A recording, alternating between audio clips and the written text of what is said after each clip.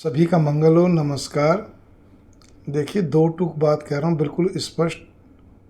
जो बच्चा सर्विस कर रहा हो, शादीशुदा हो, अच्छी सर्विस कर रहा हो, थोड़ी भी नहीं मतलब अच्छे बहुत पढ़ा लिखा हो और वैसे किसी प्रकार से भी कोई उसको दिक्कत ना हो, लेकिन घर के अंदर वो बहुत ज़्यादा क्या कहते हैं जिसको कहना चाहिए ना कि हर बात में लेके तुनक मिजाजी होना, गुस्सा, तेज़ गुस्सा होना, इतना।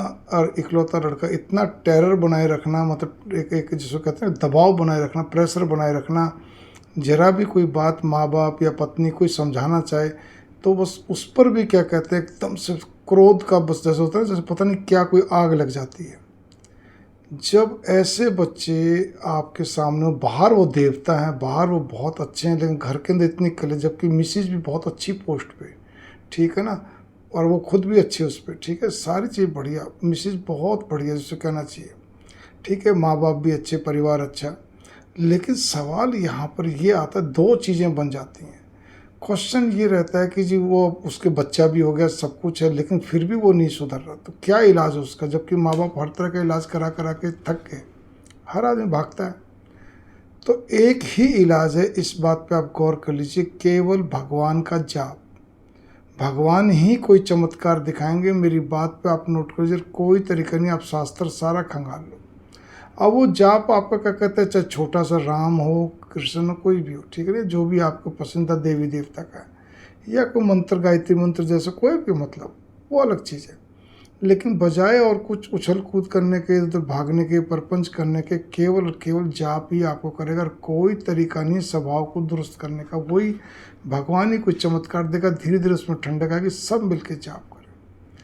उठते बैठते, खाते पीते, नहाते धोते, चलते फिरते, कुछ भी काम करते, जब हम किसी से बात नहीं करें, लिख नहीं रहे, पढ़ नहीं रहे, बोले, तो एक जाप हमारा चलते रहना चाहिए। 5-6 महीने जाप हमारे अंदर बैठ जाएगा। उसकी पहचान क्या होगी? जब हम प्रयास बराबर रखेंगे, टॉयलेट में बैठेंगे तो भी नहीं रुकेगा, संडास में, और रात को नींद खुलेगी तब भी चलता मिलेगा। पहला बात तो ये है।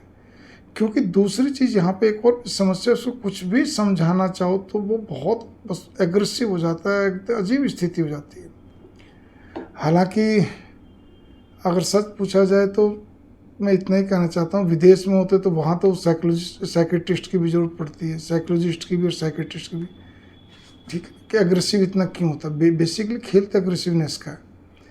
अब यहाँ पर दूसरा पॉइंट आता है कि सभी उनके घर वालों को, कोई भी ऐसे जब बच्चा हो तो घर वालों को क्या चाहिए, चाहे वो 2 जने हस्बैंड वाइफ ही रहते हो, चाहे पूरा कुनबा रहता हो, कि उस बच्चे को या उस व्यक्ति को समझना छोड़ दीजिए। क्योंकि हम जब समझने की चेष्टा करते हैं, कैसे समझें कैसे समझें, मतलब कहेंगे तो फिर समझाने में कैसे समझाए, वो समझाने में आ ही जाता है। इसलिए समझना छोड़ दीजिए, समझाना अपने आप बंद हो जाएगा।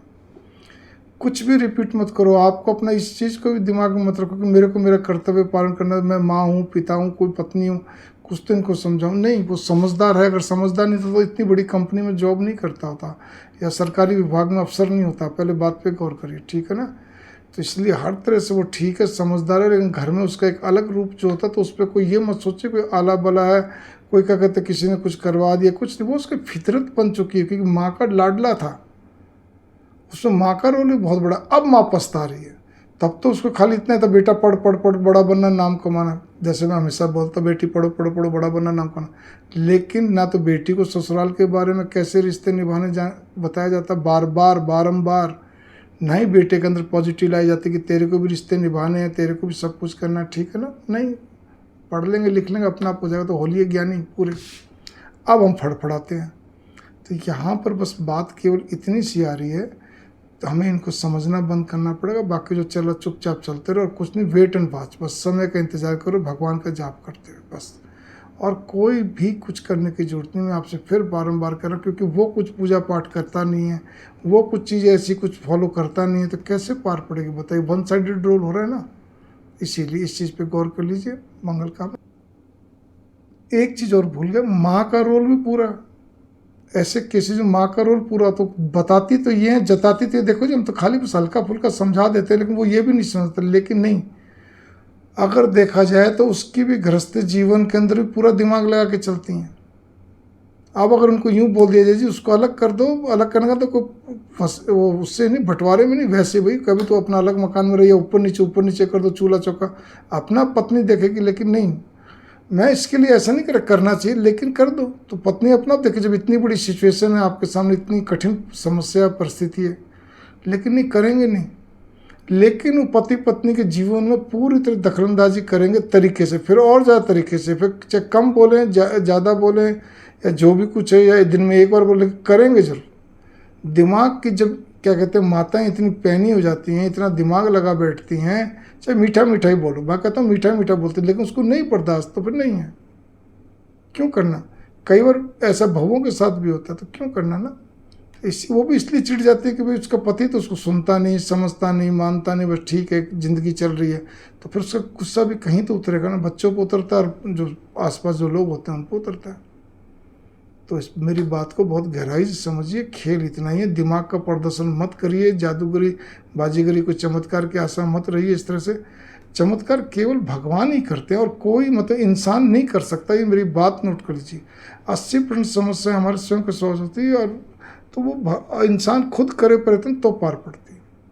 ठीक है, ज्योतिष का इलाज या किसी भी तरह का इलाज, चलो तन का मन का, जब कोई प्रॉब्लम हो जब तो होगा ना। ये प्रॉब्लम मैंने बताया ना, एक खाली इतनी है कि इसकी एग्रेसिवनेस का इलाज तो हो सकता है, उससे फर्क पड़ सकता है। ठीक है, मंगल कामना, नमस्कार, वो मेडिकल इलाज है।